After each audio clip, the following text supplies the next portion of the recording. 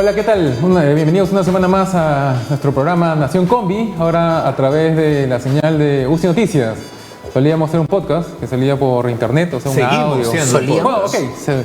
Solíamos hacer solamente un podcast. Qué bonito. Un podcast de miércoles que salía los jueves o cuando pudiéramos. No, salía los miércoles, ¿no? Mayormente. O sea, pero ahora gracias acá a la cordialidad y a la generosidad de UCI Noticias, estamos pudiendo salir en... Y a la necesidad de contar con un trío como nosotros, también hay que aclarar eso, ¿no? Claro. Yo no sé si es necesidad, pero existe la oportunidad, por lo menos. Así que estamos acá. En el costo-beneficio la hacemos bien. Un poco de los temas de actualidad, de política, de cultura, de coyuntura. Y bueno, todos los martes a las 11 de la noche, ya saben. Así que hoy día es un martes más. Y ya que estamos. Claro, y aparte del programa lo replican en su cuenta de Facebook, en su cuenta de YouTube. Y en fin, nosotros después lo replicamos en audio, nada más, ¿no? Entonces, bueno, esta semana, como todas las semanas, lo que vamos a hacer es comentar temas de coyuntura. Esta semana tenemos pues tres temas inevitables. Uno tiene que ver con nuestra exalcaldesa, que ya le cae algo próximamente. Tú has sido pues su partidario, claro, ¿no? Su testaferro. Claro, tú has tenido información acá de insider. Acá. Yo fui parte de la campaña del no, eso no lo voy a ocultar, porque creía efectivamente en el tema del no, pero no era parte del comité organizador ni nada que tuviese que ver con gestión de recursos. Ya van a salir los recibos. Pero los recibos salen ahorita. Ya salen los recibos. No, ya sí. El 90% de tus amigos sí eran parte. De repente sí. Probablemente sí. O sea, todos los que ahorita te van a bloquear en Twitter. Ya lo dice el viejo y conocido refrán, nadie sabe para quién trabaja. Ahora, me consta de primera mano que no es que necesariamente todos han metido mano en la marmaja, pero sí me parece, haciendo como una apertura del tema que se viene. Ya, pero espera, ya, vamos a hablar de eso. Tranquilízate. Sé que estás ansioso por defenderte, por supuesto. pero vamos a dedicarle 15 minutos. Y por defender sobre todo a tus colegas, a tu gente, ¿no? A tu causa. Sí. Ya vi que el episodio es con bullying. Sí. No importa. Después vamos a hablar del proyecto de ley de cine que ha salido. No es proyecto, es una ley. ¿Pero ya la han aprobado? En tal caso es un autógrafo, ya salió del Congreso. No, pero el 15 supuestamente es la segunda votación, que es mañana. Entiendo que ya está preacordado para que pase como autógrafa. Bueno, no sé, pero vamos a hablar entonces de la industria del cine. Vamos a hablar de la ley de cine en todo caso. Y el tercer tema va a ser un asunto de boticas, de medicinas, de la salud que está siendo discutido en el Congreso. Y también un proyecto de ley que podría afectar un poco eso. Entonces, a continuación tenemos un reportaje sobre la situación de nuestra exalcaldesa Susana Villarán y después vamos a pasar a hablar de eso. ¿Está listo? Vamos.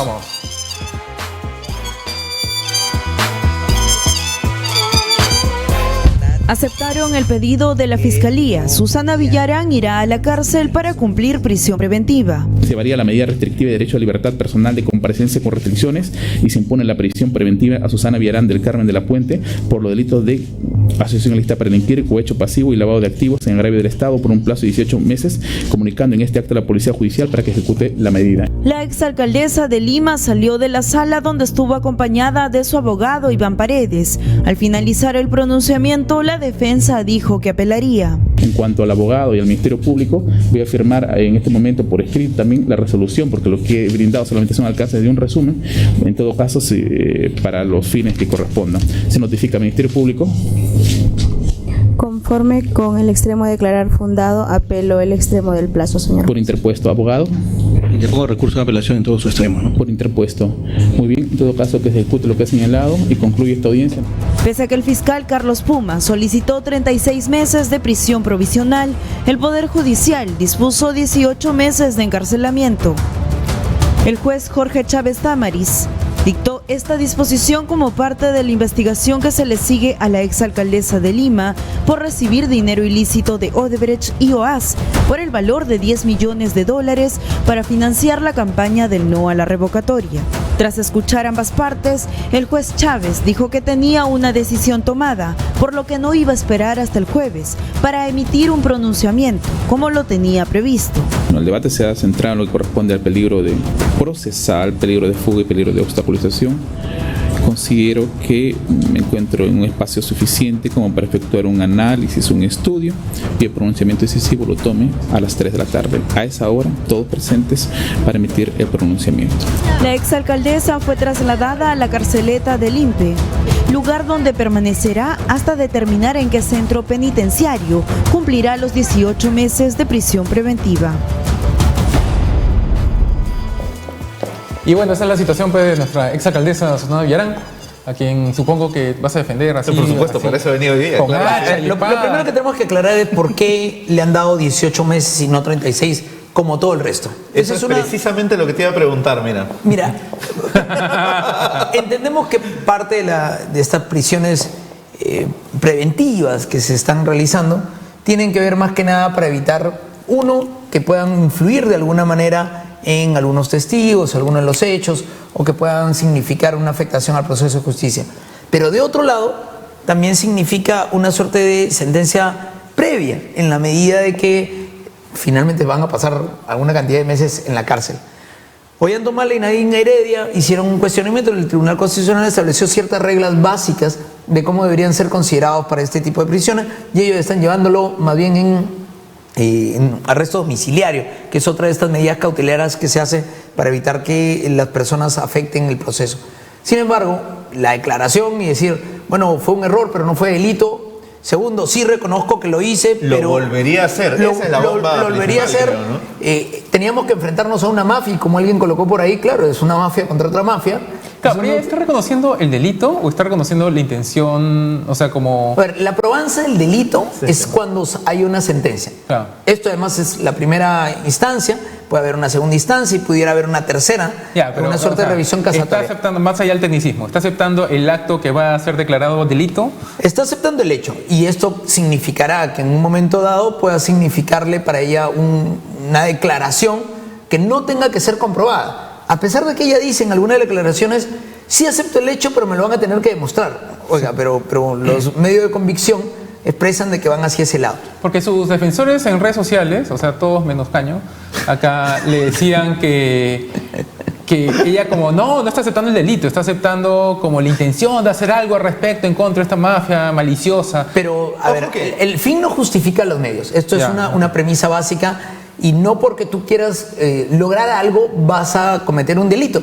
Hay una serie de actos preparativos, una forma de ocultamiento, cuentas en el extranjero, entregas por partes, que tendrá que demostrar el fiscal. Eso es parte del ejercicio que hace el fiscal, y que la defensa va a tener que tratar de determinar de que o no es delito, o no hay pruebas suficientes, o prescribió, o algún tipo de forma para que pueda no mantenerse. Pero si ya confesó, ya, o sea, game over, pues, ¿no? O sea, ya, ¿qué más hay? Técnicamente debería pasar eso. Ahora, no, pues, la justicia tiene que demostrar que efectivamente eso que estaba aceptando es un delito, o sea, que configura delito finalmente. Bueno, que no sea tan difícil. Dado que se considera como un delito, que hay una probabilidad de que sea finalmente sentenciada, es que por esto colocan estos 18 meses de prisión preventiva. Hay otro tema, que es que, o sea, hay un agravante en el caso de Susana, y bien particularmente en el caso de Susana. ¿Qué confianza son esas? Perdón. Bueno, tú has trabajado directamente con ella, o sea que y también del expresidente Humala, ¿no? Y Nadine.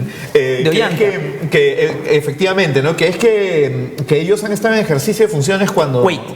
Para una. Susana sí, Ollanta también. Nadine no. No, pues, ya, okay. Ahí no era funcionaria. Es que estamos hablando por añadidura, ¿no? O sea, pero a lo que voy es... Era la que gobernaba, pero no había sido electa. En estos dos casos en específico, sí existe un agravante, y entonces es bastante peculiar, por decirlo menos, que en el caso de Susana, que tenía este tema en contra suya, además, si se determina que era delito, sería mucho peor que una persona que simplemente está en campaña recibiendo dinero de Odebrecht, en cuyo caso configuraría una cosa totalmente diferente. No estemos pidiendo, o sea, más bien no se le esté dando un control para que no se vaya a escapar mucho más fuerte de lo que ocurriría con los que no llegaron a ser autoridades, ¿no? Sí, mira, acá hay un dato interesante, y es que no hay una suerte de discriminación.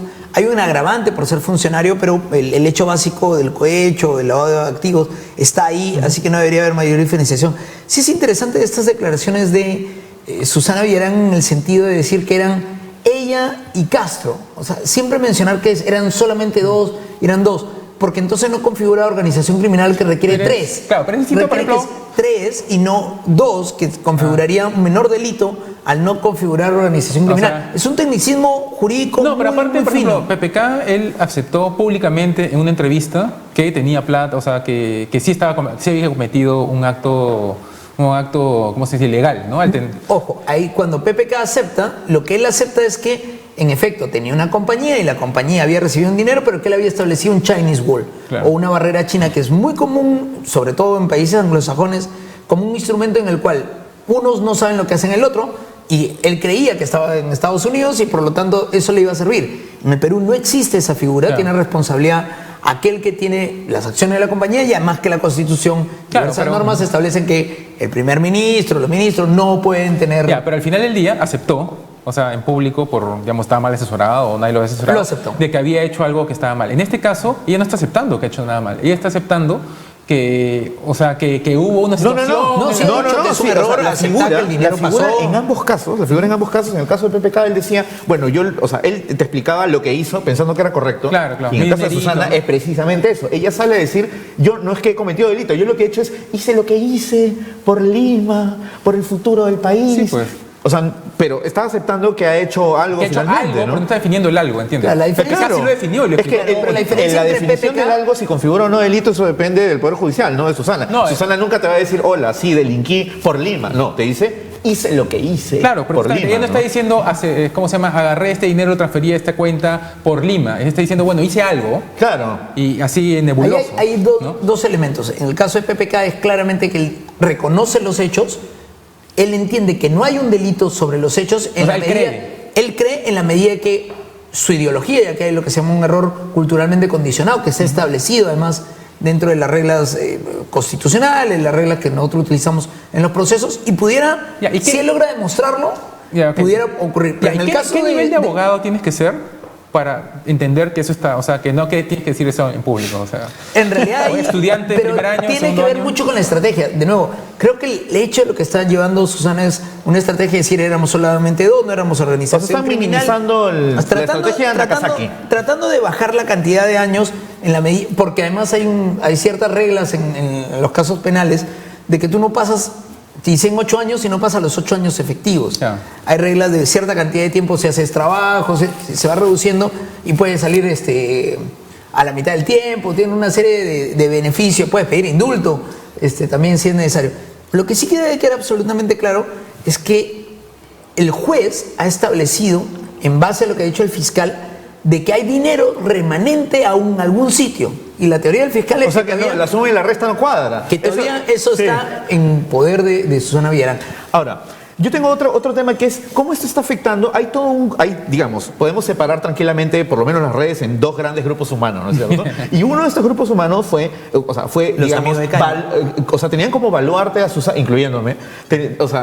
Susana era como una figura representativa, un baluarte de ese grupo. Y entonces, ¿cómo está impactando a la gente que se compró el pleito por el no? El hecho de que Susana no solamente ahora la estén sindicando por todo este tema, sino el hecho de que haya permanentemente en el pasado salido a decir de que cómo era posible de que otros estén haciendo esto, ¿no? De que otros estén ensuciando de esa manera con la política cuando ella nunca lo iba a hacer porque eso no era lo que nosotros nos merecíamos desde la política limpia, justa. Que eso fue de hecho, eso fue lo que vendió para su campaña originalmente. Tiene una declaración específica, sobre todo cuando habla en Exitosa hace unos días atrás, y dice, sí, reconocí los hechos, pedimos la plata, llegó la transferencia, pero yo no soy corrupta. A ver, Claro, es no, una eso es una disociación, exactamente. es una disociación de la realidad, pero también tienes que, parte de las discusiones que ocurren entre las personas, algunos dicen, qué bien el Poder Judicial, y en otro caso dicen, qué mal.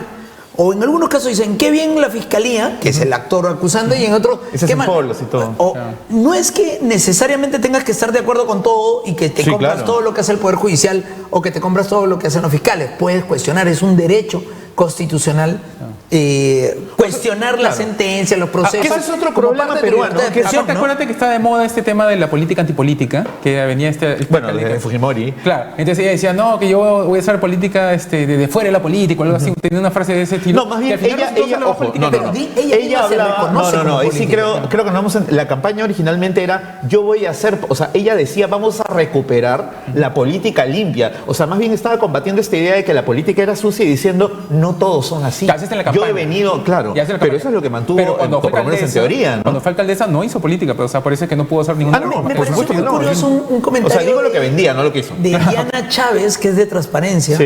que decía, nosotros habíamos declarado informes de que la encargada de parques había tenido activismo directo y era todavía muchísimo mayor que en la época de Castañeda. Y que, por ejemplo, si Castañeda pintaba todo amarillo, el verde oliva, el verde chalina era pintado en la Costa Verde.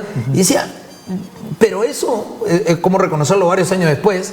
No se puso en relieve, ni nadie lo colocó en la prensa. Todo Porque el mundo hashtag doble rasero. Ese debería ser nuestro hashtag, ya saben. Si quieren comentar algo con nosotros sobre los temas, doble rasero. Doble rasero, que es lo que siempre hablamos acá en Nación Forte. Tienes un dato, además, que creo que es sumamente curioso, y es cómo ante aquellos que has apoyado en algún momento, por el motivo que sea, en la primera de Bastos, todo el mundo se ha abierto. Todo el mundo no sabía. Bueno, pero ¿te parece eso que esté mal? O sea, yo, por ejemplo, No, digamos, yo hablo de mi caso personal, no puedo hablar por los demás. Varios de los que han dicho, yo no tenía nada que ver, No, pues, y pero sí eso están voy. metidos. O sea, yo estaba, yo no lo sé, no puedo pero hay puedo código poner el para dedo, eso. pero sí puedo decirte, yo, por ejemplo, he estado apoyando en la campaña y ahora me siento profundamente traicionado. Pero- Y además me siento asqueado de que finalmente ella que decía ser, bueno, pónganse conmigo porque yo no soy como los demás, era exactamente como los Ya, demás pero es que y hay se un- justificaba de la misma manera. toma Pero aguanta, distancia por hay tu un opinión. código para esa vaina. No por mi opinión, es un tema de Claro. que nos han enlodado a todos. Listo, o sea, pero si la tomas cara visible, de Ya, pero una eso es- organización es este- termina teniendo un posible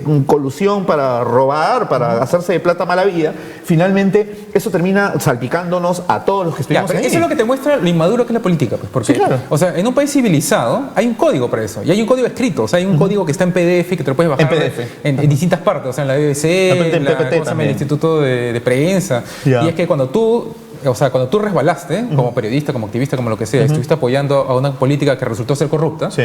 tú no puedes agarrar y decir, no, lo que pasa es que yo opiné, que esto y lo otro, o cierras tu cuenta de Twitter, no, hay un procedimiento que tú tienes que pasar, que empieza por aceptar que metiste la pata. Sí, o sea, tienes que sacar pues, un por comunicado supuesto. de Que prensa, apoyaste a quien no deberías una apoyar. columna en la cual tú sacas Ahora, en alguna y parte. esta es una, pero eso ojo, es- esta es una pregunta para los demás, ¿no? Finalmente, ya desde el lado del precisamente el que era el activista, tú a la hora que haces tu evaluación de por qué apoyaste el no y dices, no, y he leído a muchos que dicen, pero lo volvería a hacer. Entonces yo no entiendo, ¿qué volverías a hacer si finalmente el lado en el que estabas era exactamente igual de sucio y de turbio Ya. que el otro lado que tú decías, Y aparte, no, yo ahí- me estoy ahí comprando tienes aquí el que momento separar. por el Como lado. Como si mira, solo hay- hubieran ¿en qué habido sentido? dos candidatos, Sí. ¿no? O sea, había un montón de candidatos a la alcaldía. Ahí o sea, tienes que separar. ¿Era eso o un helicóptero? No sé. Eso, separa por un lado el acto político en el cual alguien apoya por lo que cree, los que siguen una ideología política, los que están afiliados a un partido, que no necesariamente porque los líderes o actores del partido tienen una afectación política buena o mala, se ven afectados todo el resto. Igual tienen que cargar con las culpas o con la mácula o con lo que fuera. Eso era lo que conversamos la semana pasada. Pero eso es una separación que tienes que tener diferente de aquellos que conociendo los manejos, que habiendo recibido beneficios, que habiendo recibido alguna contraprestación, salen ahora a decir, no sé, no supe, nadie me contó, cuando ellos sí sabían. Y eso no solamente es un doble rasero, Profesor, son profesor. literalmente traidores a sus aparte, causas. Yo quiero, que hablando reconocer- justo precisamente de eso, de esa gente que estaba muy cerca y que fijo tenía que saber del teje y maneje. ¿Alguien sabe algo de Anel? O sea, digamos, de los que estaban más cerca, Claro. si alguien estaba bien cerca a nivel en el balcón del Bolívar cuando veía las campañas, era Anel Townsend. Entonces, yo no sé, no sé si ni siquiera si le estén considerando, así como han estado yo creo que este juego de perrito muerto tiene que ver con el hecho de no sumar más de 2 personas, pero de repente habría que preguntarle si ella sabía algo. Pues, Bueno, ¿no? el fiscal va a tener Ahora, que había mostrar gente su que, punto. había gente que sí zafó cuerpo, ¿no? O sea, Ah, pero en el acto. en el acto, Sí, o sea, sí, sí. en su momento, cuando estaban en la campaña de Susana, y que ahora, o sea, no hablan, digamos, porque, en fin, ¿no? Pero que hay que reconocerles que por lo menos no participaron de esa campaña, ¿no? Y luego tienes finalmente aquellos que no habiendo tenido, o mejor dicho, que están tratándose de curar en salud, atacando a Susana, a pesar de haber estado cercanos a Susana, a pesar de haberlos asesorado, pero como no cobraron, dicen, no, yo no estuve cerca, yo no tengo ninguna dinero que ver. Bueno, pues si no el cobraron, pues, o sea. pero es que no solamente se trata de cobrar, este tipo de actos de O sea, ejercicio se de poder trata de con no un dinero saber. detrás, es hacerse loco y no querer ver, Ya, digamos, y ahora a saliendo ver. diciendo, Pero son, sí, li- pues, o sea, claro, todos no son tienes malos. no mereces tanta culpa como Villarán, pero igual hay ¿cómo se llama? Una escala No, pues, de pero valor. regresamos a lo de la semana pasada. Existe un pena, ¿no? partido político. El partido político, tú estás inscrito ahí y trabajas en pos de un ideario, ¿no es cierto? Entonces ahí perteneces.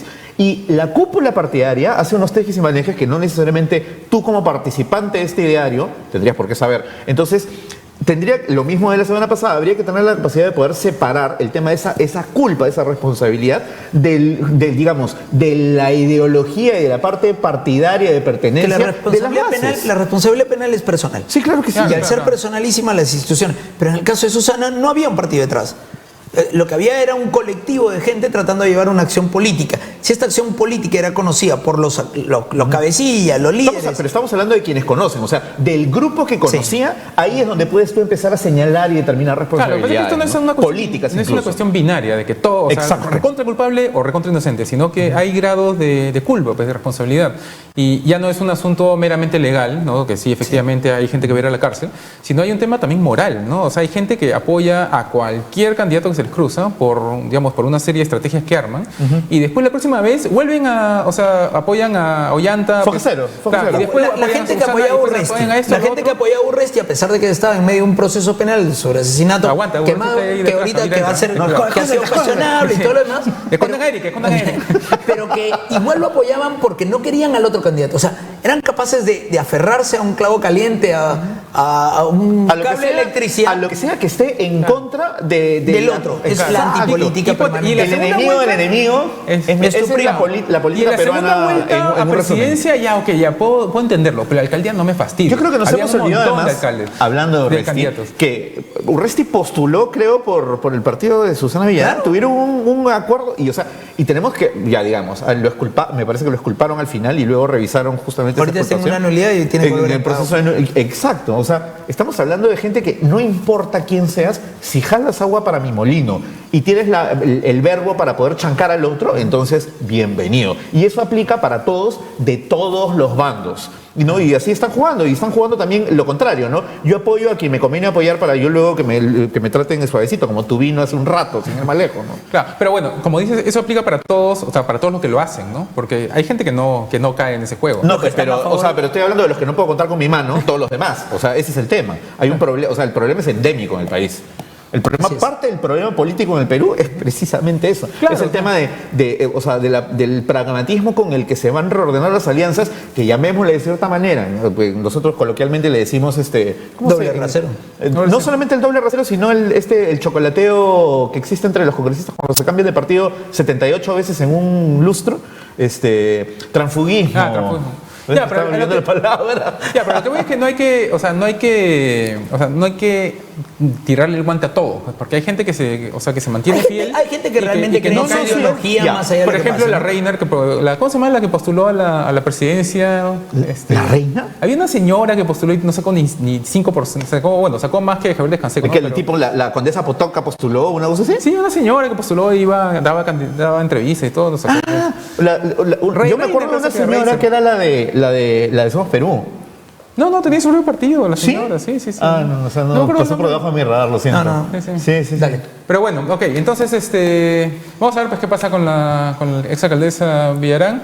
Vamos a ir a un corte y después vamos a volver con un tema, con el tema de la ley de cine, que está dando bastante que hablar ahorita en el Congreso, en general en los medios. Ya volvemos. Listo.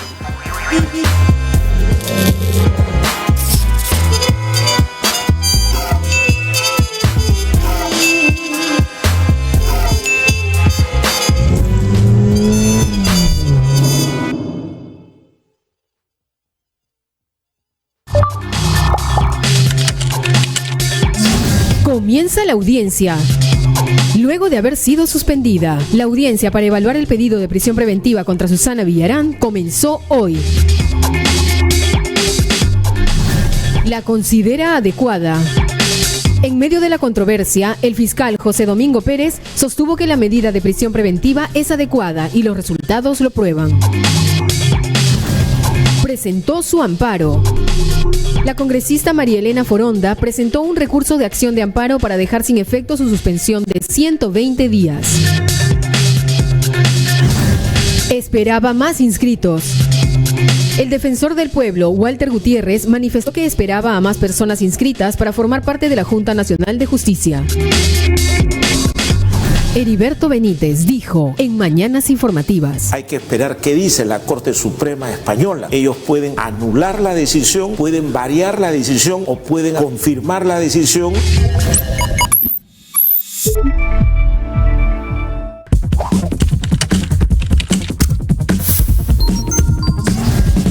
Llega desde China. Un avión chino con ayuda humanitaria arribó a Venezuela, según reportó el Ministerio de Comunicaciones de ese país. Atacan a WhatsApp. WhatsApp anunció anoche que su aplicación presentó una vulnerabilidad que podía permitir a los piratas informáticos poner códigos maliciosos en los celulares. Comenzaron el desalojo. La policía de Estados Unidos comenzó a desalojar la embajada de Venezuela en Washington, tomada por activistas norteamericanos que se oponen a la llegada de la delegación de Juan Guaidó. Sismo en Oceanía. El Servicio Geológico de Estados Unidos reportó un sismo de 7.7 grados de magnitud en Papúa Nueva Guinea, al norte de Australia. No se reportaron pérdidas de vidas. Sequía en Corea. Corea del Norte se ha visto afectado por una sequía los últimos días. Según medios de ese país, esto podría dañar los cultivos y generar falta de alimentos.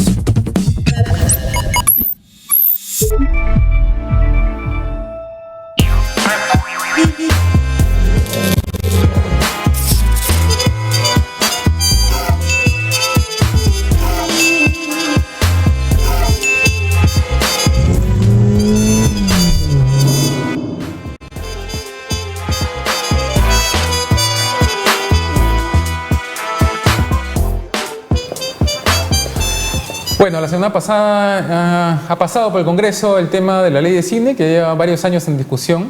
Al respecto tenemos un reportaje que ya está listo para que lo suban, para que lo pongan. No, eso, Okay. Ajá, es un video de la votación. Es un video de la votación, de la primera votación. Yo creo que podemos ir comentándolo mientras pasa de fondo el video, no sé. O sea, Sí, vamos a hablar sobre la industria. Yo lo primero que quiero del decir es que cine. habíamos quedado, Estamos o sea, hablando. no habían problemas intentos de identificados, o el tema era la autoría. Claro. Y bueno, han habido varios intentos de cambiarlo y una de las razones por las cuales estos proyectos de ley no pasaban era porque el MEF siempre les observaba, porque siempre volvían a meter las mismas 3, 4 cosas que el MEF ya les había dicho que no iba a pasar, porque son anticonstitucionales. Beneficios tributarios. ¿Cómo cuáles? Beneficios tributarios. O sea, Ok. la típica ley de cine, el típico proyecto de ley de cine que hemos tenido en los últimos 10 años, que no pasaba, pretendía crear impuestos nuevos para crear un influjo de dinero al Ministerio de Cultura, de tal manera que con esos fondos se pudiera financiar proyectos. Entonces el MEF siempre le ha dicho que no, que porque en el capítulo económico de la Constitución se dice que no, eso no procede. Eso ya está escrito. Que ya está escrito, que no fastidien, ¿no? Y que los cineastas en general siempre han reclamado de que no, que si fuera como cualquier otro fondo que hay en el sector público, o sea, si fuera como debe ser, vamos a estar siempre bajo la tutela del Ministerio de Economía, que tiene que aprobar el presupuesto y que, ay, qué horror, que nosotros queremos hacer básicamente lo que nos da la gana. Es el Estado dándole plata a Claro. Lo que pasa es que gente, el debería Ministerio pasar por el el Ministerio proceso, de Economía que tenemos es muy ortodoxo, mantiene las reglas muy claras. pero funciona. Funciona. No estoy diciendo que es malo. Lo que estoy diciendo es que la creación de beneficios tributarios en general en el Perú es algo que las normativas no permiten. Claro. Se han permitido para cosas muy puntuales como ciencia, tecnología e innovación, con una serie de reglas,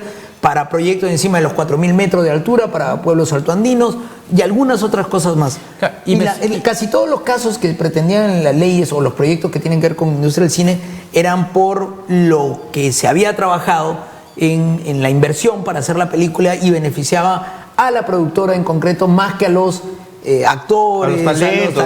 Claro. Pero lo que pasa es que, hay varios problemas con esta ley, ¿no? Y uno de los problemas justamente es que apunta, el proyecto original que sacó Petrosi en el Congreso se llamaba Ley de Promoción de Industria del Cine o algo así, ¿no? Y apuntaba a promocionar la industria del cine, ¿no? Entonces, como tal, como cualquier promoción de industria, apunta de que esta actividad sea autosostenible. O sea, que tenías que reposar en el tema comercial. Necesariamente, ¿no? Porque si no, ¿quién más va a estar pagando? Era como un empujón. Claro, un empujón para que se mantenga y eso implica que te preocupes por la parte comercial.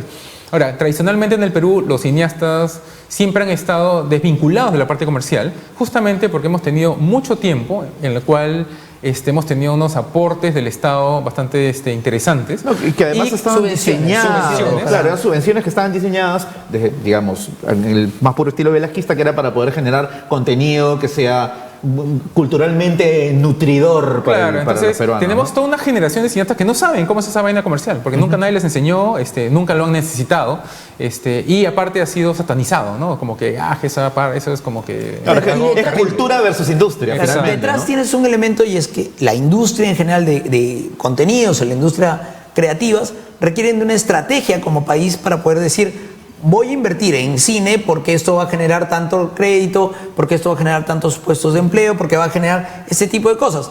Cuando vas y buscas cuál es el plan del Estado peruano en medida de industrias culturales e industrias creativas, pues resulta difícil. Y sin eso, ¿en qué se está anclando una propuesta de ley de cine que, además, hay algo importante que decir? Después de que salga la ley, si es que sale en segunda votación, viene la reglamentación, y la reglamentación la hace solamente el Ejecutivo, que entre otras cosas tiene un premier que es dueño de una compañía que hace precisamente películas, lo cual es un pequeño problema. Puede decirse que no tiene ninguna relación. No, pero un Chinese Wall, pues amigo, ya está. Pero curioso, ¿no? Sí. Por lo menos. Claro, pero, o sea, si bien el proyecto original de Petrosi apuntaba a promocionar la industria de cine, lo cual está ¿cómo se llama?, razonable, tenía algunos problemas, pero iba. Lo que han hecho ahora, lo que han aprobado la semana pasada en el Congreso, es un Frankenstein que han hecho. Han agarrado esa ley, ese proyecto de ley, y le han metido un montón de otras cosas. Pero ya esas cosas tienen otro tenor, ¿no es cierto? Ese es el tema, ese es uno de los temas de fondo. O sea, la mezcla es, mientras que el de Petrosi tenía este enfoque de industria, ¿qué cosa le han metido? A ver, cuéntanos. Le han metido todo. Ya. Entonces, al final, el título lo han cambiado. Ya no se llama Ley de Promoción de la Industria, sino se llama Ley de Actividad Cinematográfica. O sea, le han cambiado para que entre todo. Entonces, una cosa es promocionar industria y otra cosa es promover cultura, ¿no? Claro. Entonces, lo que teníamos antes, hasta lo que tenemos ahora, era una promoción de cultura. O sea, era el Ministerio de Cultura, sacaba estos proyectos en los cuales te regalaba el dinero para que hagas tu película. Independientemente de si tenga retorno el contenido generado. O sea, sin importar de que hubiera Exacto. retorno, ¿no? Es que no hay una política para que exista el contenido. Para que exista la película, y los criterios que se manejaban en el jurado, más allá de lo que ellos digan en la prensa, era dependiendo del contenido de la película. Entonces, La Teta Asustada, por ejemplo, ¿no?, que trata este tema de las personas los que han sobrevivido a la guerra interna y que están con un trastorno, no sé, que tienen cierto problema. Pero paréntesis, La Teta Asustada sí no tuvo un nivel de proyección bastante fuera de lo habitual. O sea, ¿no? O sea, comercialmente no. ¿No? O sea, tuvo premios, pero la cantidad de gente que fue al cine a ver esa película es bastante bajo, de hecho. ¿Sí? Sí, y justamente, estado pirateando, ¿no? Justamente hubo un rebote porque la promocionaron como, pucha, esta película alucinante, bacán, peruana, que es lo máximo, y no fue mucha gente a verla al cine. Y eso tenía un efecto negativo en las siguientes películas peruanas así de corte, ¿cómo se dice?, social, cultural. Pero ganan muchos premios.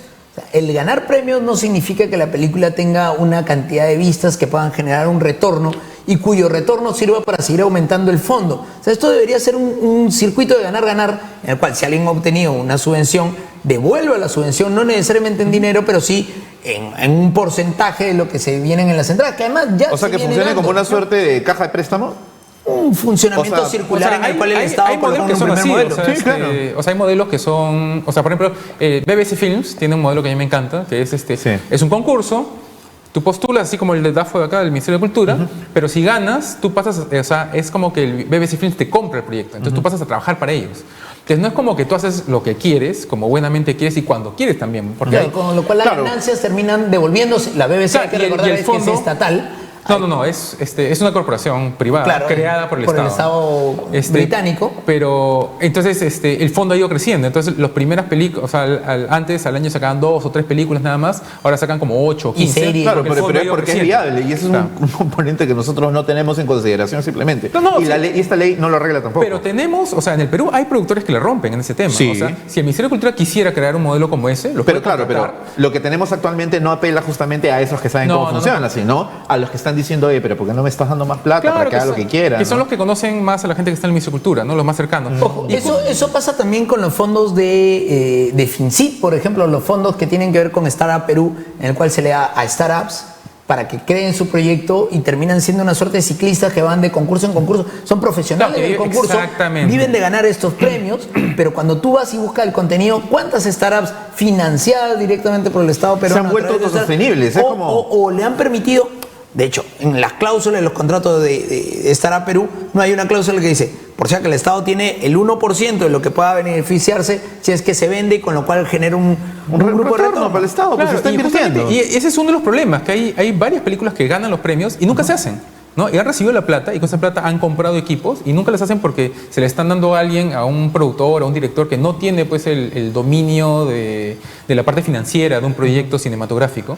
Entonces, por ejemplo, no sé si han ¿Qué visto... es parte de los requisitos que deberían existir tener una suerte de finalmente? veedor o contralor, o por último decirle, acá tienes 20.000 No, pues, y lo que si pasa estos es que 20.000 te los voy dando en la Es medida que del parte de la requerimiento. evaluación debería ser, oye, tú vienes de gerenciar un proyecto de No, ese lo que nivel. pasa es que deberías presentar también, o sea, tendrías que tener un esquema operativo, o sea, toda la parte productiva Un del plan de asunto, negocios. un plan de negocio. No puede ser de que, o sea, solamente por el hecho de tener una buena idea artística, le den plata de todos los peruanos para que de repente no hagan nada. Porque Que es el modelo que precisamente tenemos el problema ahorita hoy, ¿no? es el otro, ¿no? O sea, te dan porque tuviste una idea alucinante. Entonces, Sí, pero, no sé si han visto no es la redes idea, sociales. sino la capacidad de poner, o sea, Debería, de claro. llevar a la realidad esa Claro. idea. No sé si han visto en redes sociales este video que sacaron los animadores del Perú. Son un grupo grande de gente que hace animación en el Perú, Ya. apoyando este proyecto, diciendo sí, No, que es no, importante. y seguramente era como los de Lo pueden Piratas buscar- del Callao. esa vaina. Lo pueden buscar en Facebook, es Ya. un grupo de como 20 animadores que están diciendo es importante porque sin esto no va a poder ser adelante. Y una de las personas que ha liderado eso es justamente un director, no voy a decir quién para no hacer sombra, que ha recibido ya plata del Ministerio de Cultura, de DAFO, ha ganado ya DAFO y no ha hecho su película, o sea, no la hizo. Ya, eso debería ser, por ejemplo, por lo menos un punto en contra. No, o sea, punto en si contra te no, presentas de nuevo- deberían banearlo al proyecto en Es la que medida no, que lo que te pasa has es que quedado, te doy plata para construir una casa y no construir ni una pared. O sea, lo que tiene que venderse al Estado es el resultado, ni siquiera el proyecto. A lo que deberíamos apuntar es a decir, ya nosotros tenemos plata para el que me pueda traer un retorno aceptable de tanto para un proyecto audiovisual. Entonces, en base a eso, ahí ese te sirve como línea de medida para que no entre nadie que se vaya a sentar a abanicarse ¿Y con esto no ha billetes. traído cuota de pantalla también? No. Felizmente, pues, o sea, ya con eso Pero ya verá... tiene una sección que es bien particular, o sea, que es bien graciosa, no sé por qué lo tienen que poner en una ley, en la cual dice específicamente, si un cineasta ha firmado un contrato con una exhibidora, el contrato se tiene que cumplir. O sea, eso Claro, hay que a ver, ponerlo en una realidad ley. eso no debería estar ahí. O sea, por último, eso tiene que ver con temas contractuales, civiles. Claro. Depende de qué es lo que pasa es firma. que- Tú estás forzando una acción contractual. Yo, por lo menos el Ejecutivo, además de manera transparente, con nuestro premier cineasta, actor y todo lo demás, pero también abogado, debería cuestionar y observar esta ley. Es cuestionable por todos los lugares. O sea, esta vaina viene porque ha sucedido en el pasado que muchas películas peruanas que son así muy sociales, muy culturales, muy artísticas, bohemias, entran al cine y nadie las va a ver, porque nunca el que hizo la película no se preocupó en averiguar Claro. lo que la audiencia le quiere, cuál es la estética No que le solamente interesa. eso, o la manera en la cual poder generar visibilidad, Y además. nunca invirtió en promoción, ni Exacto. difusión, nada, cero. Entonces entra al cine, no es ninguna sorpresa que nadie la va a ver. Ajá. Entonces la exhibidora, o sea, la sala de cine, la empresa que mantiene la sala de cine, Que para él no es gana negocio. plata. Claro, para él no es Claro. negocio tener una sala vacía, Exacto. entonces ve que nadie la está yendo a ver y la saca a los 2 días. Lo cual es total y completamente razonable porque la sala de cine es una empresa privada, ¿no? Entonces la saca y se arma el escándalo, ¿no? Dice, ¿cómo es posible que la saquen antes de la semana? Entonces el exhibidor te dice, bueno, pero ¿qué voy a hacer, no? Claro, lo que pasa es que la gente está considerando que así como el Estado hace labor social a la hora de dar estos premios, que también los privados tienen también vela en ese entierro de la labor Claro. social. Entonces, ese es parte de Con lo de cual la hay que idea cambiar la popular. Constitución en el sentido de que somos otro tipo de economía que no es la que tenemos. Más allá de que si nos agrada o no lo que dice la Constitución actual, son una economía social Libre mercado. de libre mercado, pues el foco que deberíamos tener es otro. Mientras tanto, actuamos con las reglas que tenemos. Sí, si no, cambiemos la Constitución también, porque Sí, igual sí, la hicieron los también fujimoristas. ahorita, ¿no?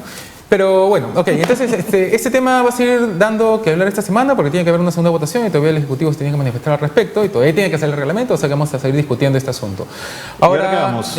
Sí, y ahora más bien vamos a pasar al tema de las boticas y pues sobre eso también tenemos un pequeño videíto que nos lo ha seguido pues una de estas ONGs que se dedican pues a hacer bulla pues con respecto a... ¿Llega, con llega empresas, rango sí, de sí. ONG? No. No a ver, sé si está todavía es inscrita. asociación civil. Sí, asociación civil. Pero vamos primero a una pausa antes de que me sigan haciendo bullying. ¿no es Ok, cierto? una pausa y vamos al video.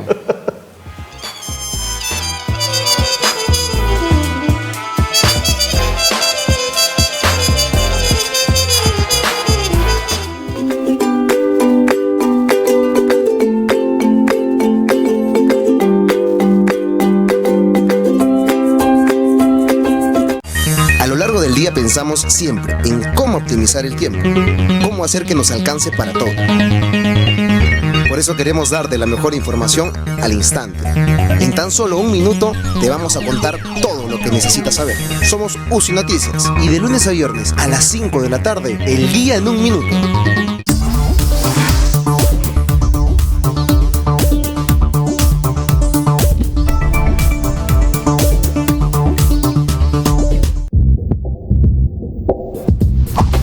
Que se agarren los corruptos. Las noticias que en verdad importan. Aquí, en Espacio Libre, por Viva TV y UCI Noticias.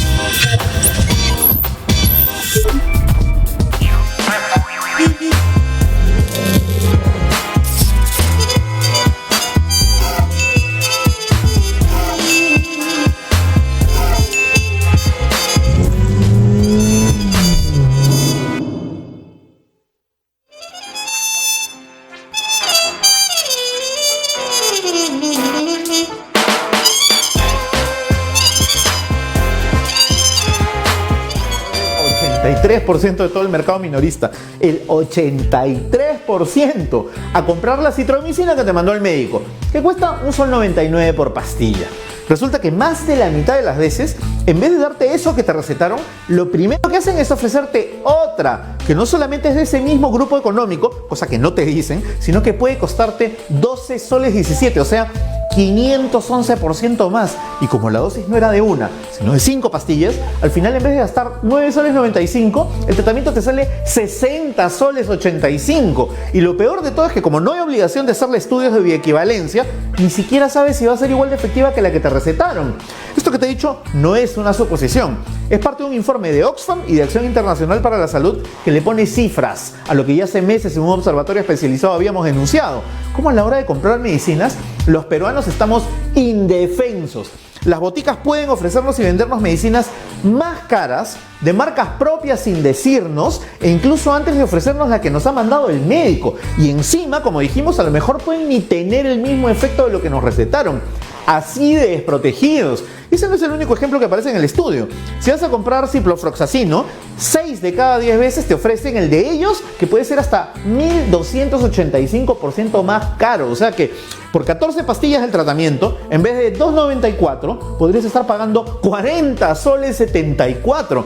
Con fluconazol te ofrecen su producto 9 de cada 10 veces y puede ser hasta 695% más caro. Con ese precio, un tratamiento completo de 10 pastillas podría costarte, en vez de 7 soles 40, 58.90. Igual 9 de cada 10 veces te recetan una marca propia en vez de naproxeno, hasta 552% más caro. Que en una dosis de 3 pastillas puede hacer que 69 céntimos se conviertan en 4 soles 50. Ojo que esto no pasaba de casualidad nomás. En nuestro país hoy se puede dar incentivos a los vendedores para que vendan ciertos productos en vez de otros. El problema está en cuando esos vendedores que quieren ganar su comisión no están intentando cambiarte de shampoo o de recondicionador, pues que a lo mucho te pone el pelo feo, sino de medicinas que si no son bioequivalentes podrían no curarte. Ahora, se supone que todos estos problemas ya estaban mal que bien atendidos con un par de proyectos de ley que en su momento saludamos. El 3692 del congresista Sarmiento y el 3743 de la congresista Letona. Un golazo para la salud realmente, porque no solamente iban a impedir cambiazos, sino que iban a obligar a las empresas a decirnos: oye, esta medicina que te ofrezco primerito, la fabrico yo. A lo mejor no tiene el mismo efecto que necesitas y encima es más cara, para que ya veamos nosotros si a pesar de todo eso la compramos o no.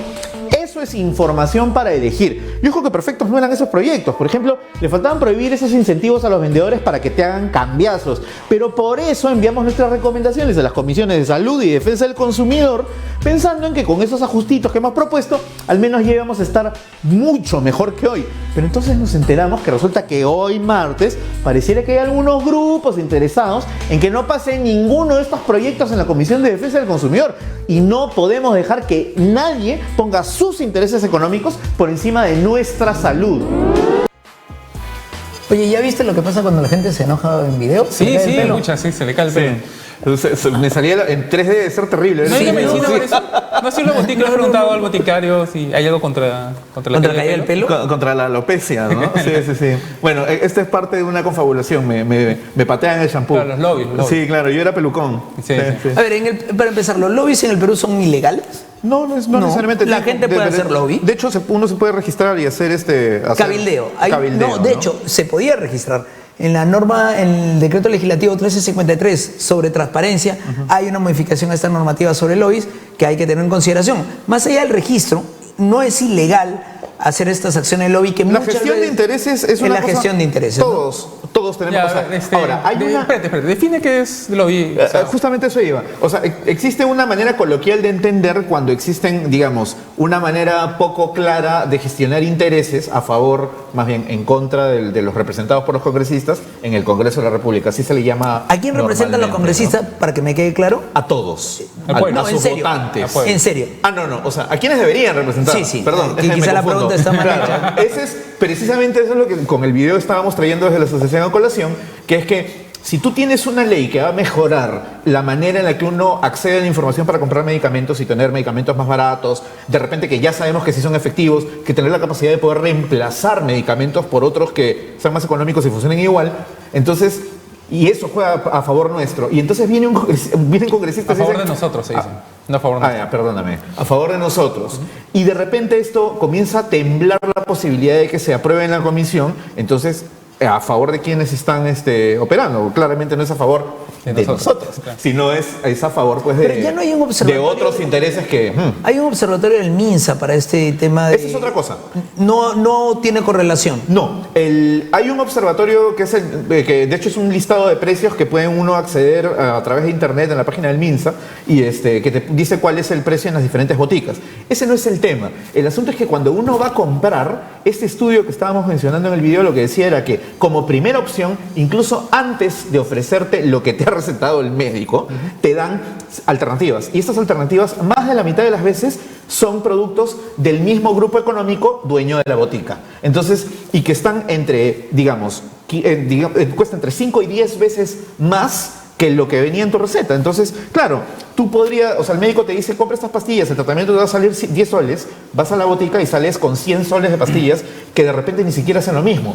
Ese es un riesgo, claramente. Y eso, eso es integración vertical, pues, ¿no? Cuando tú tienes tu farmacia y aparte tienes tu laboratorio que vende lo que... Lo cual económicamente tampoco está prohibido. Claro, justo eso te iba a decir. En Estados Unidos eso está prohibido de entrada. La integración vertical acá, ¿no? de toda la cadena. Pero tienes, por ejemplo, esas cosas raras como Walmart. Walmart espera que los productos tengan una periodicidad para sacar su propia marca, que los baja el precio porque es al descuento, lo baja muchísimo. Aquí más bien lo que este informe de Oxfam, que es esta ONG, que ha sido también cuestionada en algunos países seriamente por sus poco éticas acciones. Como todas las ONGs. Claro. Aparte, no es una organización particularmente amigable. Es una confederación. Ha sido claro su reporte en la medida de que lo normal es que los médicos no recetan lo que debería ser el componente activo, ¿es el término correcto? Los médicos aquí están obligados y ellos de hecho han hecho este experimento, esta prueba, la han hecho justamente con recetas que decían el genérico. El componente activo. El componente activo, que es el popular genérico, pues dice componente activo, la gente sabe, pero también el genérico. Ahí también hay como un círculo, porque los laboratorios invitan a los médicos, muestras. Los invitan a talleres, a viajes, ¿no? Les mandan muestras. Entonces, ahí hay un beneficio, ¿cómo se puede decir? Un beneficio cuestionable. Claro, eso también es una forma de promoción beneficio. Con beneficios, ¿no? Ahora, se supone que la obligatoriedad de poner el principio activo, ¿no es cierto?, en la receta médica, justamente es para contrarrestar y que, por ejemplo, al doctor le han pagado un viaje al Caribe y entonces pone una medicina de marca, pero tiene que poner obligatoriamente cuál es el principio activo de esa medicina. ¿Para qué? Para cuando vayas a la farmacia tú tengas la posibilidad de comprar de comprar una alternativa que haga exactamente lo mismo. O sea, el problema es la farmacia. No solamente en la farmacia, hay un tema que el Estado no ha atendido hasta ahora, que es el tema de la bioequivalencia. La bioequivalencia significa que la presentación no solamente es análogo en cantidad de principio activo y en forma de la pastilla, sino que la velocidad, los términos de la absorción son los mismos también. Y para eso se tienen que hacer pruebas entre medicamentos. O sea, si yo saco la medicina Pepito y quiero decir que es el bioequivalente de Juanito, tengo que probarlo en un laboratorio. O sea, no es que como tiene el principio activo ya está, pues, ¿no? No. Eso no es obligatorio en Perú más que para 5 o 6 medicinas. Y en Chile, por ejemplo, han iniciado hace ya como en el 2016, creo que empezaron con el proceso de homologación de la bioequivalencia, que va a terminar todavía en unos años. ¿Quién paga eso? O sea, ¿quién paga ese eso lo tienen que pagar los laboratorios. ¿Y quién lo hace? Yo no puedo entrar a vender, los laboratorios tienen que hacerlo. Pero lo hacen o lo hace el MINSA, porque además, si vas a ser juez y parte, si eres un laboratorio revisando lo de otros dos, no revisas lo de otros dos. Lo que tienes que hacer es, así como demostrar que el tuyo es equivalente al otro. O todo, tú contratas laboratorios que están certificados para que ellos hagan la prueba y digan, sí, pues efectivamente A y B son bioequivalentes. El día de hoy tenemos que tienen el mismo principio activo, pero no necesariamente son bioequivalentes. Puedes tener dos pastillas que tienen el mismo principio activo y que no son bioequivalentes entre sí, pero porque la manera en la que se absorbe es diferente. ¿Qué pasa si entra a un mercado donde hay 15 pastillas? Tengo que hacer 15 estudios con las 15 para decir que ese es bioequivalente con este. Primero, nosotros tenemos, y eso es otra cosa que el Estado debería definir, es la capacidad de poder traer estos estudios que ya se han hecho fuera, porque muchas de las medicinas que se venden aquí son, digamos, se comercializan, pero son versiones globales de medicamentos. Estos digamos, estudios ya existen en un montón de países, se pueden traer y eso ya nos pinta, digamos, la cancha. ¿Y eso se vale? O sea, sí, claro, eso debería valer, eso vale en otros mercados. Por lo menos a nivel andino debería poderlo ver, porque finalmente estás hablando de patentes farmacéuticas y estás hablando de permisos sanitarios, y a nivel andino hay esta permisividad de poder mover bienes y servicios. O sea, Colombia, en Ecuador, teoría, ¿no? Colombia, Ecuador, Bolivia y Perú deberían permitirse este tipo. Por lo menos. O sea, ahí tendrías un primer beneficio. O la gente de la Alianza del Pacífico, que también han estado trabajando estos temas. Y ahí para me la tratar creo de más, facilitar. porque la comunidad andina a nivel comercial, esa está movilización. cumpliendo 50 años. O sea, ¿no? nosotros igual. Sí. Hay países altamente regulados a nivel sanitario que uno tranquilamente, o sea que nosotros para un montón de cosas ya podemos utilizar las pruebas que se han hecho fuera, por ejemplo para alimentos o para cosméticos. Eso mismo para lácteos también, que tú has visto ese tema. Claro. Sí. Igual también se podría importar ese tipo de análisis de bioequivalencia de los medicamentos y no habría ningún problema. ¿Quién se pone en contra entonces de esto? Los que no quieren gastar en estudios de bioequivalencia, número 1. Y 2... ¿No puede ser considerada una barrera burocrática estos estudios? ¿Por qué? O sea, si yo... ¿Cuestan plata? Pero todo cuesta plata, pero no necesariamente es una barrera. O sea, mi derecho a la salud, o sea, el hecho de que a mí me manden un tratamiento, porque lo que te recomiendan al final no es la pastilla, sino el tratamiento. Si yo tengo el derecho a que si quiero comprar una alternativa y me la venden como alternativa, me demuestren que es una alternativa. Actualmente eso no está demostrado. Existe, o sea, se supone que debería actuar parecido, casi igual, pero no necesariamente. Pero a mí me causa una curiosidad. Si a mí me recetan una pastilla de marca porque tiene el componente activo que yo requiero, en la posología que yo requiero y de la medida que yo requiero. Sí, tiene el color que yo requiero también. Voy a la farmacia y el farmacéutico me dice, no, pero el componente activo es este otro, y me da otro que puede haberlo producido, algo ligado a él o no, pero ¿cómo saben que es el que me va a beneficiar a mí? Nadie sabe. Pero el médico lo tiene que saber. El tema está que si el médico me está recetando mal, porque la marca que lo está auspiciando... También el médico tiene una responsabilidad. No, pues el médico te dice un tratamiento y te da la pastilla que él cree que es el tratamiento correcto. Entonces, si hubieran estudios de equivalencia, tú vas a la botica. Espero que él no crea. Espero que realmente lo sepa. Depende de cuál sea tu médico. Si es un médico pero tú vas a la botica a seguir ese tratamiento y te dicen, no, pero tengo estas alternativas. Ese es el tema, justamente. Tú, para saber cuáles son realmente unas alternativas de lo que te han recetado, necesitas los estudios de equivalencia. Y actualmente en este país no se mandan a hacer. Pero creo que ahí hay un principio, digamos, que no estamos abordando, que es que en el modelo actual, me imagino que así es, se asume de que el doctor es el que sabe y que tú no tienes 7 años de estudio de medicina, más 2 años de especialización, más un año de, de revisión de estudios, para tú chancar al médico y decir, no, yo voy a decidir qué pastilla voy a tomar. Entonces, lo que se está asumiendo es que el doctor sabe lo que te conviene y que te está... Ahora, que el sistema sea imperfecto, ¿no? Y que los doctores acá se dejen, empujar en cierta dirección, o que aparte pase lo que siempre comentamos, que aquí, como los doctores son por especialidades, o sea, tú vas donde el general te manda donde el especialista en una cosa, y si en el camino te atropella un carro y te mueres, este doctor no se dio cuenta y el otro tampoco, ¿no? Entonces nunca nadie lamenta tus dolencias, ¿no? Entonces, dado que el sistema de regulación de doctores es imperfecto en el Perú, te genera ese problema, ese otro problema, que es el que... No, esto no tiene nada que ver, o sea, parte de la premisa de que el doctor te ha mandado el tratamiento correcto, ¿ya? O sea, ya. Ese tratamiento tú lo que te permite la bioequivalencia es poder reemplazarlo por algo que sea exactamente igual. Ahora, pero tú, ¿quién eres para tomar esa decisión? ¿El precio es mayor o menor? Tú no eres nadie. O sea, el tema es que cuando tú vas a comprar, ya está determinado qué cosa es exactamente igual ante los ojos del médico porque corresponde al mismo tratamiento. Pero ese es el tema de bioequivalencia. El asunto de fondo no es ese, sino que las boticas también tienen que, o sea, deberían estar obligadas a decirte, este producto que te estoy ofreciendo antes que el otro, por si acaso, es mío. Con este voy a ganar más, es más caro y ya si tú quieres, ves si lo compras o no. Pero para eso también debería estar determinado si es equivalente farmacéutico. La posología. Exacto. En uno puede ser 10 pastillas, en el otro 1. Entonces pero el valor es mayor. Pues ya para cerrar, eso el próximo martes va a pasar en el Congreso. Y ojalá que no, esos intereses no terminen tumbando estas leyes que nos van a ayudar finalmente. Ya, cierra cuando lo veas conveniente. No quiero nada. Dile a la cámara que por favor, podemos pasar a los comerciales de las farmacéuticas que tenemos. Córtale la cámara. Claro. Sí, esto es censura. Sí. Censura. Ok, se acabó este tema, por si acaso no se han dado cuenta. Se acabó. Ya se acabó. Pasamos. Algo que nos hemos olvidado de decir son nuestros twitters. Yo soy @coyotegris, tú eres @Carlos E. Zúñiga. @milemonio. Exacto. Ya, hacemos un breve corte y ya regresamos para despedirnos de ustedes. No, ya.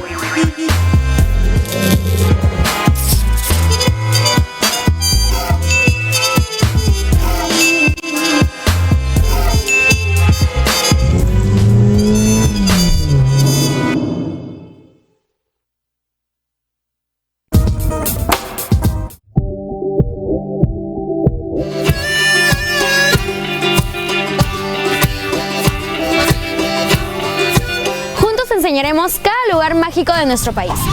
Todos los sábados a las 11 de la mañana, no te pierdas De Viaje. Por UCI y Viva TV. Tu canal.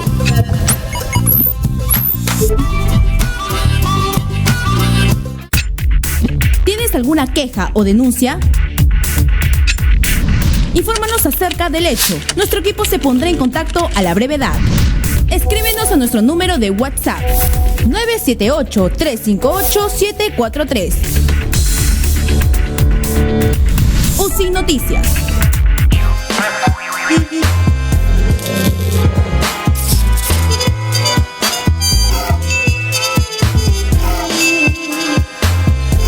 Ya, ok. Muchas gracias por escucharnos. Eso ha sido todo por esta semana. No se olviden de seguirnos en las redes sociales en las que estamos, en Facebook, en Twitter, ¿en qué más estamos? Mira, estamos en iVoox, en iTunes, estamos en Apple Podcasts, estamos en Spotify, creo también. En Player.fm. ¿Ya estamos en Spotify? Sí, claro, hace tiempo. Estamos en Google Podcasts también, se pueden suscribir, es totalmente gratuito escucharnos. Vernos también es gratuito, ahora que lo pienso. Y este programa en video lo van a pasar, lo van a colocar en las redes de UCI Noticias también, en Facebook y en YouTube. Ahí lo van a poder ver y van a poder apreciar acá la moda, cómo se visten, los colores, en fin. Nosotros nos demoramos toda la semana en ponernos de acuerdo cómo vamos a venir vestidos, claro, para coordinar. Para no repetir colores. Sí. Sí, nada, agradecer a mi hermana que está por ahí poniendo comments en las redes. ¿Y tienes alguna conferencia, algo que vayas a dar? No, pero mañana, hoy, porque ya es día miércoles, es el aniversario del patrono de La Salle, que es la congregación de la cual yo soy parte, ya casi hermano, no sé, debo terminar en eso, pero estamos en la celebración de los 300 años y es para nosotros una festividad importante. Túnez. Llamamos a todos los consumidores simplemente estar atentos que la próxima semana no nos vayan a tirar abajo esta ley que nos sirve, que es el tema justamente para las boticas. Pero hay un video colgado en la página de Elegir que pueden compartir. Compartan ese video. Ya, supera. Ya, listo. Hans, por favor. Ya, y bueno, el 1 de junio voy a estar en un evento que se llama La Evolución de los Monstruos. Yo he escrito un par de novelas de terror y por esa razón me andan invitando a esta clase de eventos. La revista Aeternum ha organizado esto, va a hablar ahí varias personas. Están todos invitados, ahí lo pueden buscar en Facebook. Y eso es todo, así que...